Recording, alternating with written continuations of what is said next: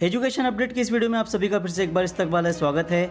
सरकारी ऑफिसेज में सरकारी कर्मचारियों को व्हाट्सएप और ईमेल के ऊपर आए हुए मैसेजेस अब तक अनिवार्य नहीं थे, अब तक उनको ऑफिशियली नहीं माना जाता था। लेकिन आज गवर्नमेंट ने एक ऐसा जीआर निकाला है जिसके ज़रिए से व्हाट्सएप पर आए हुए मैसेजेस और ईमेल के द्वारा आए हुए मैसेजेस सरकारी माने जाएंगे, ऑफिशियली माने जाएंगे। उसमें अब कोई एक्सक्यूज़ नहीं चलेगा।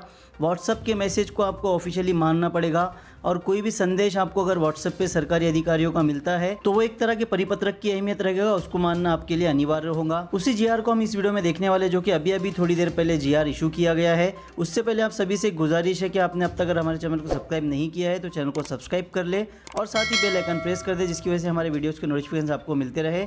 चलिए इस वीडियो को शुरू करते हैं। आप स्क्रीन के ऊपर देख सकते हो दिनांक 5 जून 2020 का ये आज का जीआर है। इसमें है महाराष्ट्र राज्यात कोरोना विषाणू प्रसारावरील प्रतिबंधात्मक उपाय म्हणून लागू करण्यात आलेल्या लॉकडाऊनच्या अनुषंगाने राज्यात शासकीय कामकाजासाठी ईमेल तसेच व्हॉट्सअपचा वापर गृह धरण्याबाबत, मतलब व्हाट्सअप और ईमेल का वापर आपको गृह धरा जाएगा। महाराष्ट्र शासन सामान्य प्रशासन विभाग, इस तरह से पूरा एड्रेस दिया गया है। वाचा नीचे दिया गया एक शासन निर्णय, शासन विभाग क्रमांक, पूरे नंबर्स दिए गए हैं। इसको आपने देख लेना। इसका पीडीएफ का लिंक मैं आपको शेयर कर दूंगा।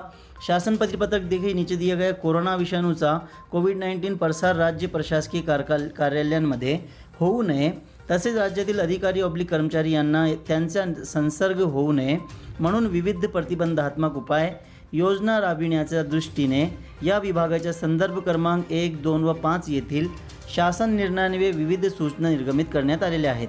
2 नंबर देख लीजिए, लॉकडाऊनच्या कालावधीत राज्य प्रशासकीय कार्यालयातील कर्मचाऱ्यांची उपस्थिती नियंत्रित करण्यात येत आहे। तसेच भविष्यातही अशा प्रकारची परिस्थिती लक्षात घेता शासकीय अधिकारी ऑब्लिक कर्मचारी यांनी त्यांचे घरातच राहूनही कार्यालयातील आवश्यकतेनुसार व तातडीनुसार शासकीय कामकाजाचा निपटारा करण्यासाठी उपाययोजना करणे आवश्यक आहे।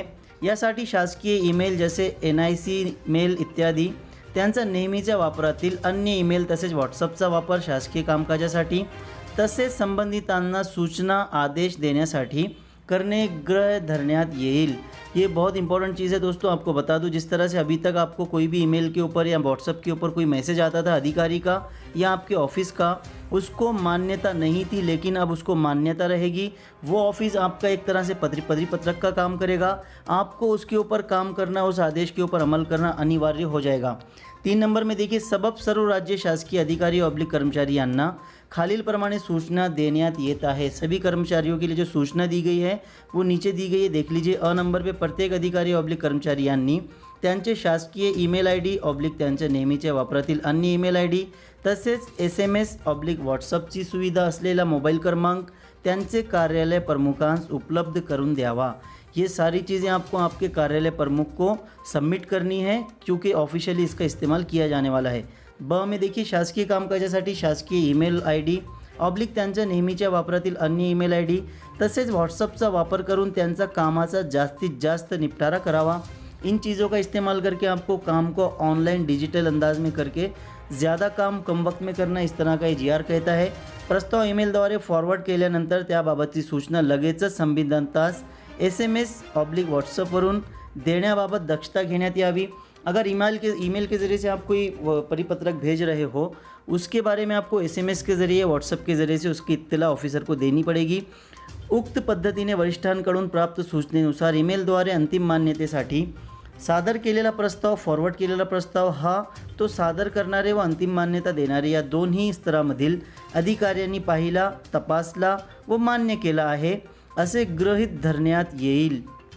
अब ये पॉइंट बहुत इंपॉर्टेंट है। आपने जो भी ईमेल, जो भी मैसेज फॉरवर्ड किया है और वो अधिकारी के पास पहुंच गया है तो उसको अधिकारी ने मान्य कर लिया है या कर्मचारी ने मान्य कर लिया है, इस तरह का गृहीत धरा जाएगा, इसको मान्य किया जाएगा। प्रस्ताव तयार करणारे अधिकारी ऑब्लिक कर्मचारी यांनी प्रस्ताव ईमेलद्वारे अंतिमतः फॉरवर्ड करण्यापूर्वी तो सर्व संबंधित अधिकाऱ्यांच्या निदर्शनास आणून फॉरवर्ड करावा व त्याची प्रत CC मध्ये सर्व संबंधित अधिकारियों चिन्हांकित करावी। मतलब आपको पहले पत्र ऑफिस में ले जाकर देना होता था, अब उसको आपको देने की ज़रूरत नहीं है। ईमेल के ज़रिए से उसको आप पहले क्रॉस वेरीफाई करवा लीजिए और फिर उसको सभी को सीसी में लेकर सभी अधिकारियों को भी फॉरवर्ड कर दीजिए और आपके ऑफिस को भी फॉरवर्ड कर दीजिए, इस तरह का कहना है। 4 नंबर देख लीजिए, तरी सर्व मंत्रालयाने अप्पर मुख्य सचिव / प्रधान सचिव / सचिव तसेच मंत्रालयाच्या नियंत्रणाखालील सर्व विभाग प्रमुख तसेच कार्यालय प्रमुख यांना विनंती करण्यात येते की त्यांनी सदर सूचना त्यांचे नियंत्रणाखालील अधिकारी / कर्मचारी यांचे निदर्शनास आणाव्यात। इस तरह की सूचना सभी अधिकारियों को देने के लिए कहा गया है। उक्त सूचना पुढील आदेशापर्यंत लागू राहील।